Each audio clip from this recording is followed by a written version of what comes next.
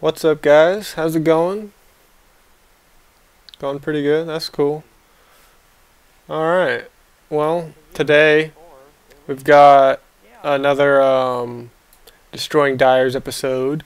This time it's against this guy Voltaging and his two buds. I don't really remember their names. They'll pop up in a second. But got some hardpoint on raid. I'm using this perk greedy MSMC class, which is pretty good. It's not, you can't like bombard them with anything, obviously, but you're pretty much like a tank. They really can't do anything except shoot you, which is really helpful against these tryhards because they love to do anything they can to not have to do that.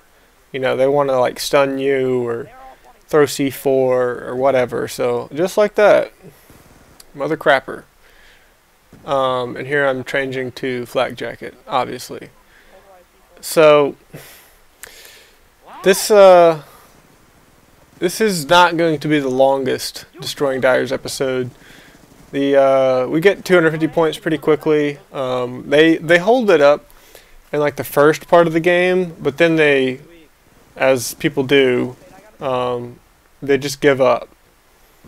I don't know if they actually give up or if they just get frustrated and start playing really bad, but they don't really do as well in the second part, which allows us to end it very fast.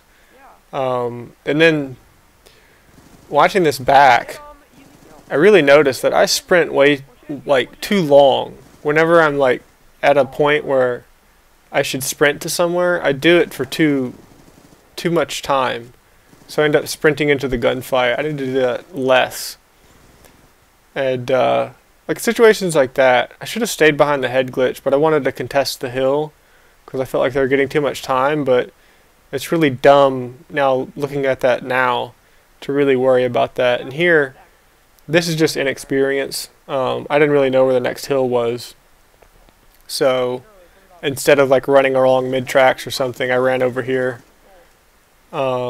Which, don't do that. Yeah. I don't know why Voltaging didn't get that kill, but whatever. Here, actually, I was kind of being a troll. Just sitting here because I know they're just going to run by, and I can just shoot them in the back, which I know they'll figure out that I'm here after I kill somebody, obviously, right here. Of course, he tries to C4 me.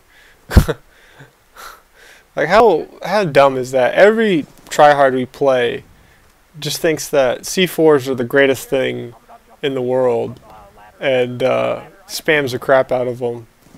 But flak jacket counters it. I mean, it counters it. That's just it. And I think some people think like, well, and I think that guy killed himself with the care package. Randoms are really funny sometimes, but a lot of people say that flak jacket doesn't counter C4 because people throw it and then you're one shot. Well, that's just if they hit you like smack in the face with it. Most of the time they'll throw it and it'll injure you, but you're not going to be one shot. You'll still have a little bit of health. So, yeah, here you go. I think that's a little indication of how frustrated they were getting. They were trying to use tack inserts and stuff. I wanted to talk about a couple things in this commentary. The first one, though, that I wanted to mention is that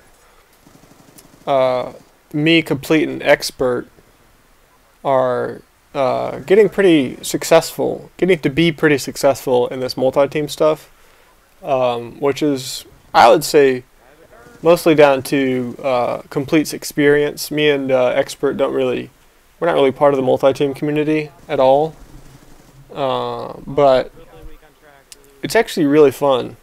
I like it so far. It's very competitive, and it's a lot different than stomping noobs, which gets really boring. And most of the time, when me, Expert, and Complete are in multi-team, we don't even stay in lobbies of noobs. We actively look for tryhards because that's really what we're playing for. We're playing multi-team to play tryhards. So and that includes everybody. I mean, we're not backing out against anybody, because even if we think like, all right, these people are better than us and they'll probably beat us, we're still gonna stay and try and frickin' beat them.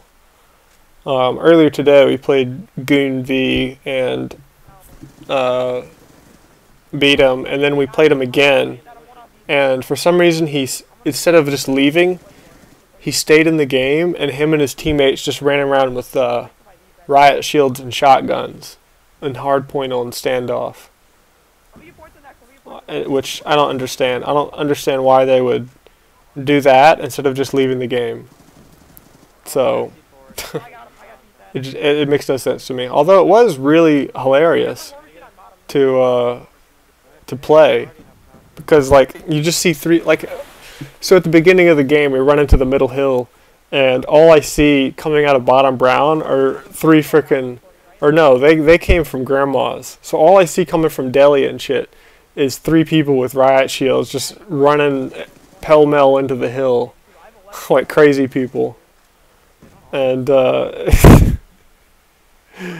there's so many instances during the game where they would just be like backed into a corner and couldn't do anything. And they were trying to do it like, they would try to do that in the hill, but it wasn't really working out. So I don't know. I guess they're trying to troll us, because it seemed at some points, like during the middle of the game, they pulled out like, or I think Marijuana pulled out an SMG class. I don't know about the other two, and started trying to run around and like actually play, but it didn't really work out. So they went back to riot shielding. But yeah, this game is almost over, which is, I mean, you gotta think like these non-MLG maps, they're kind of dumb, because teams can just dominate in these hard points because of the map design. I mean, look at this hard point. It's ridiculous. I mean, how are you supposed to attack this thing?